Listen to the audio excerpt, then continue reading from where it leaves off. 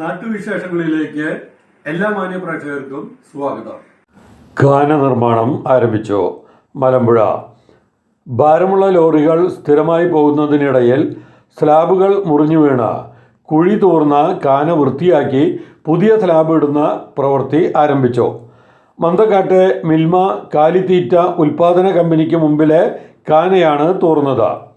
ഇതുമൂലം മഴക്കാലം വന്നാൽ മഴവെള്ളം ഖാനയിലൂടെ ഒഴുകിപ്പോകാൻ കഴിയാതെ റോഡിലൂടെ ഒഴുകുന്നത് മൂലം പൂപ്പൽ പിടിച്ച് വാഹനങ്ങളും കാൽനട യാത്രക്കാരും തെന്നി വീഴുക സ്ഥിരം പതിവാണെന്ന പരാതികളുടെ അടിസ്ഥാനത്തിലാണ് ഖാന വൃത്തിയാക്കി വെള്ളമൊഴുക്ക് തടസ്സം മാറ്റിയത്.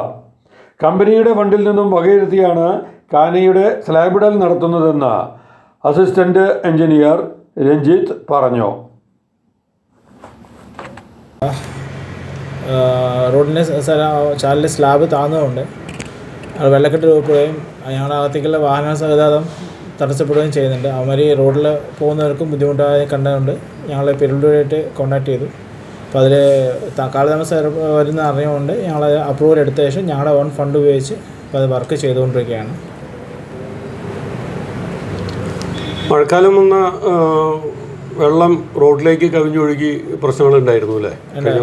റോഡിലോട്ടും അവർ ഞങ്ങളുടെ അവിടെ വെള്ളക്കെട്ട് രൂപപ്പെടുകയും റോഡിലോട്ടും വെള്ളം ഇത് പരന്നെടുക്കുകയും ചെയ്യാറുണ്ട്. അത് സ്ലിപ്പറി കണ്ടീഷൻ ആവാൻ സാധ്യതയുണ്ട് റോഡിൽ.